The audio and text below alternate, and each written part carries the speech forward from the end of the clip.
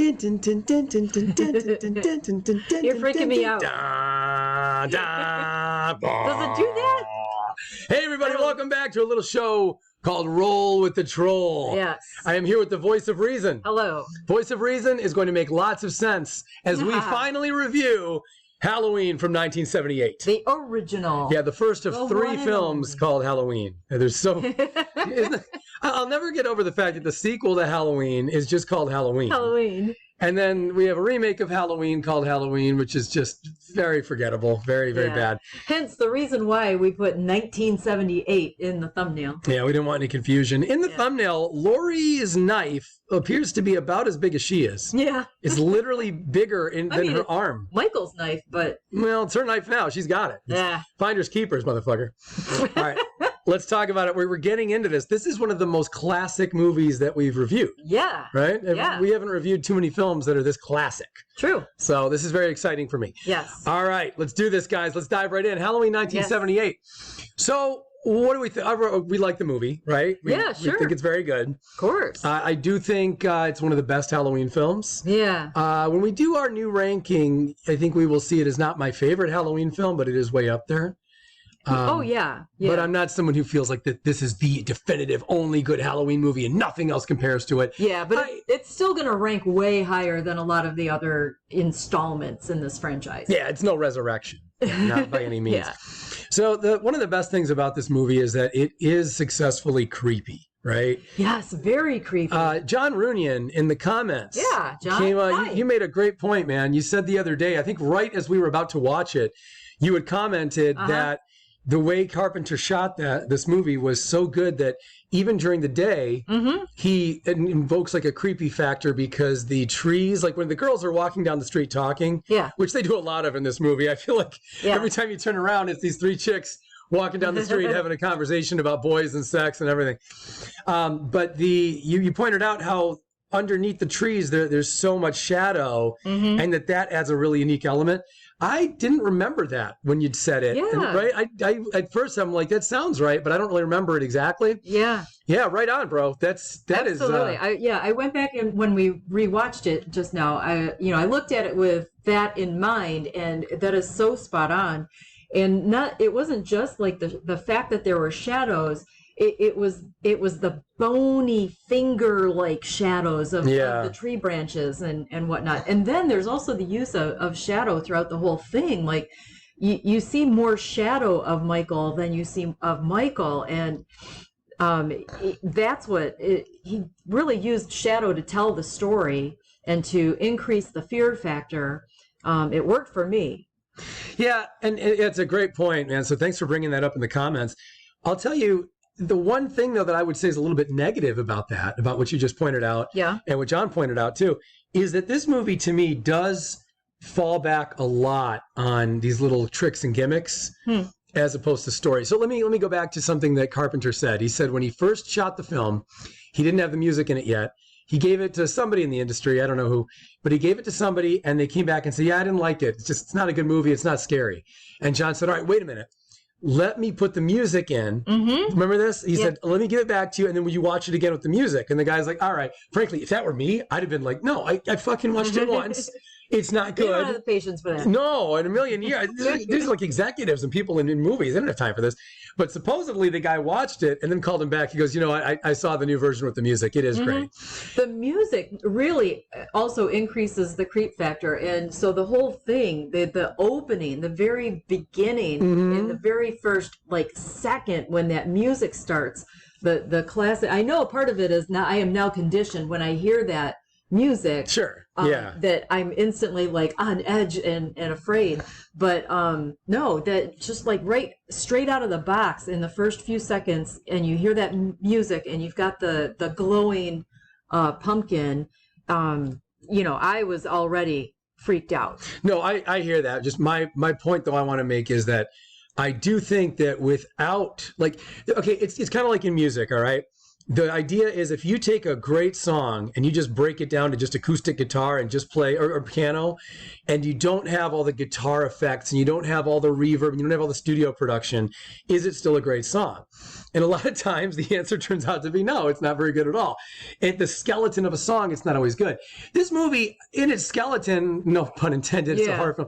In its skeleton, it's still good. But I don't think it's this amazing, well-crafted thing. I think he relied a lot on, we just mentioned the music. We mentioned the shadows. We mentioned all the way the imagery is set up, the use of shadow overall. I think those things really helped a lot to add to the cosmetics and all the optics. I think without them, you have a good movie, not an incredible classic. Honestly, that's what I think. Whereas if you take another classic, like if you take the first Rocky film, right? And we'll review that one really soon here too. If you take the first Rocky film from only a year before this, I think that one, bare bones of it, just raw without any gimmicks or tricks. It's that's all it is. I mean, that movie is as bare bones as it gets. And I don't think you really lose much. I think it's just the acting, the delivery overall are really there. So this movie, not quite as much to me. I think you do need a lot of these little subtle kind of trickery kind of things to add to the elements of Halloween. So it's okay. It doesn't take away the movie for me. I just think it's worth noting. Yeah.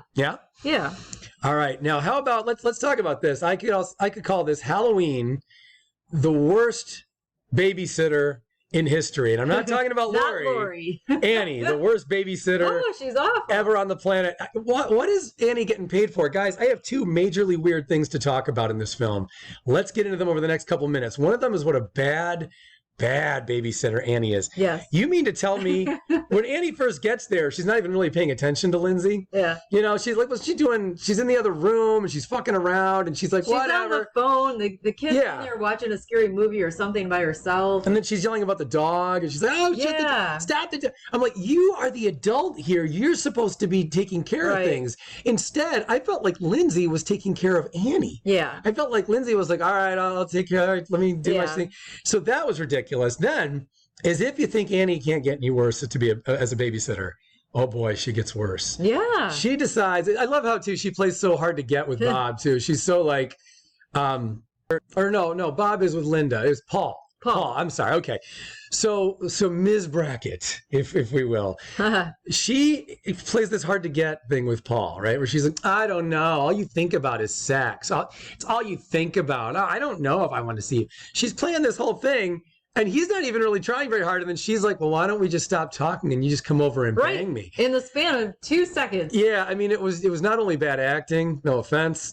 It was bad acting, but also it's just so irritating to listen to this. Like she's babysitting this little girl. Yeah. She's giving no thought whatsoever to this girl. And now, right after telling the guy that all he thinks about is sex and she doesn't want that, maybe she's not interested, a second later, she's like, come over and raw dog me. What? Oh my God. I can't even respond to that. No, but I mean, 2 seconds later, she's like out the door, leaving Lindsay in the care of somebody else so that she can go have a thing. Yeah, and that's the point I really want to boil down to here quickly. She's a horrible babysitter. We'll get back to the rest of the movie. I find her actions appalling. I don't have children, but if I had kids and I found out that the person the teenager I trusted to take care of my kid farmed my kid out, got her out of the house on Halloween night over to another babysitter.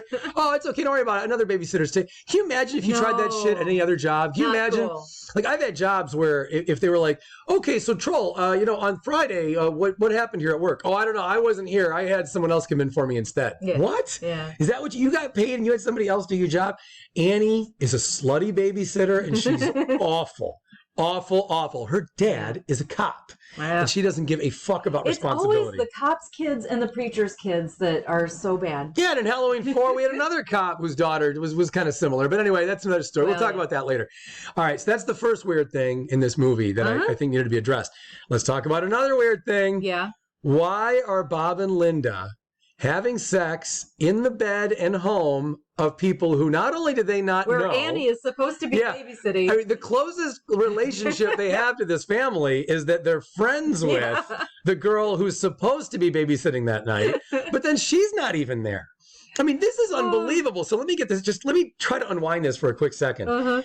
the girl who's supposed to be babysat, who lives in the house, is not in the house. Her babysitter is not in the house, nor is she babysitting Lindsay. Right. But the people in the house, well, they know Annie, but they're there only to have sex, not to take care of anyone's kids. And who has sex in a stranger's bed? You mean to tell me when Brackett gets home that he's going to climb into bed and not realize that a couple of people, I mean, you know if someone had sex in your bed. You know. Well, yeah. You know what I mean?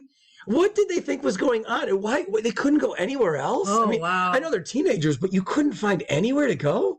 What in the heck? Annie found somewhere else to go. Everybody found somewhere else to go. I can't believe that is the weirdest part of this movie. Yeah, and I have to tell you, when I used to watch this movie when I was younger, I used to kind of tell myself, there must be something I'm not understanding here. No, I understand it just fine. It's just a ridiculous thing. Yeah. What are they doing at the Brackett house? Like, I don't know. So I'm going to get past this. Let's talk about the rest of the movie.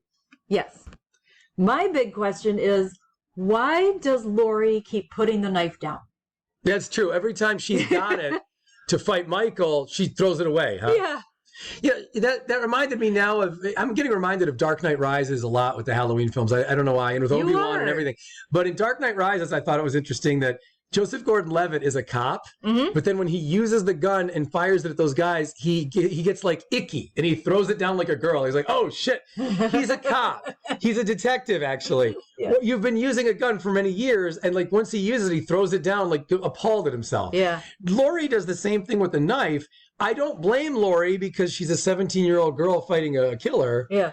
I do blame Joseph Gordon-Levitt, who also was in a Halloween film, by the way. Yes, he was. But I blame him for throwing the gun down in Dark Knight Rises. But we'll talk about that another time. Right, that's a whole nother thing. So Laurie puts the knife down multiple times. Yeah, she gets it, and she does some damage, and then she tosses it or drops it, and then sits around and like talks to the kids and hangs out in the hallway and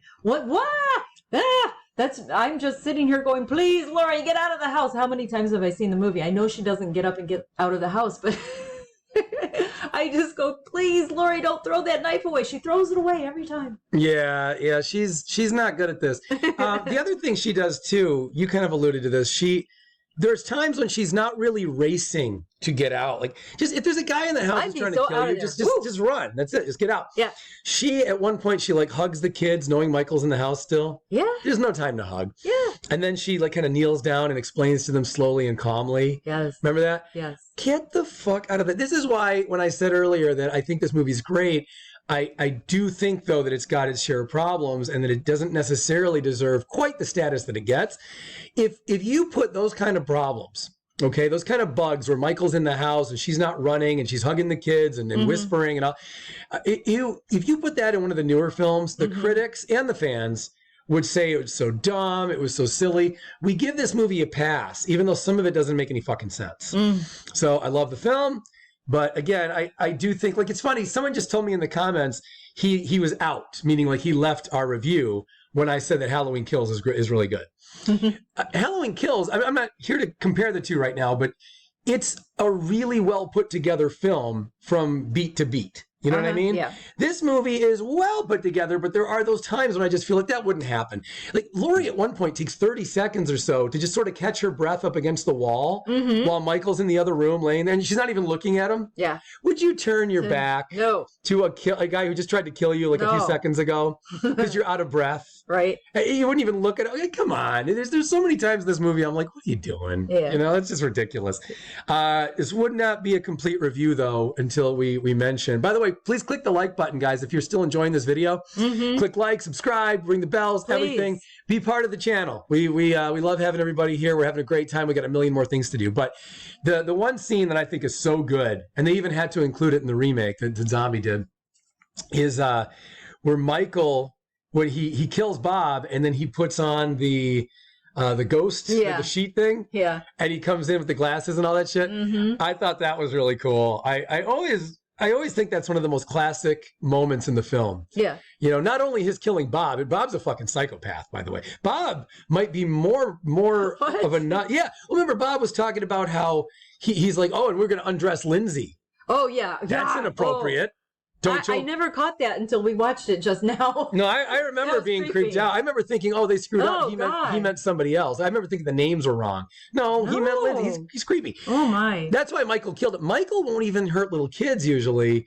Usually, and then I think that's when he just went, you know what, Bob? Yeah, I'm gonna kill okay you. With Bob dying after that. Yeah, I'm gonna put the sheet on, and then I'm gonna go. Anyway, guys, we got to go. It's been a great time. We'll talk more about this and all the other Halloween films. Let us know in the comments what you think of this film. Is it a 10? Is it a 5? Is it a 1? We'll talk to you soon.